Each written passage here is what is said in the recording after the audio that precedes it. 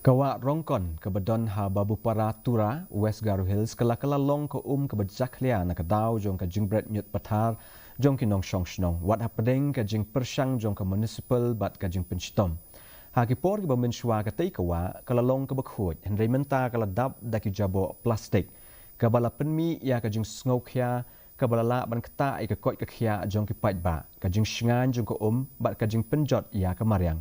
U Robinson en sangma u bolong unong shong shnong balas lembha ulapan pau ya ke jing sngosi ke bejur da ke ba pen kenmau ya ke menor ke ba kham khuj kat ba u CEO ke Tura Municipal Board u Rekse ar marak ula kentu ya ke jing trailang jong ki pat ba ha ban boat renti ya ki kendon lum Jaboh ka jing Jaboh kalakta ya ke nam jong ke Tura na ke benta ke jing khuj bat ke bu jingma ke ba krau ha ke por baduna ha ke por liur Kaba pelong ya ke jing kentu banya trailang bat man penbaha bat penek pensa ya kawa.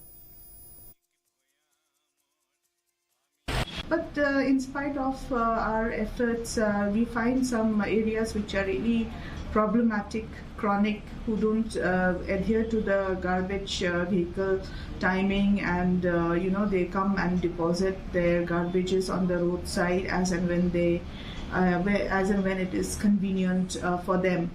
So I think there has to be a kind of change in mindset. People have to make an effort to adhere to the timings of the garbage collection vehicle. Otherwise, this problem will continue to persist.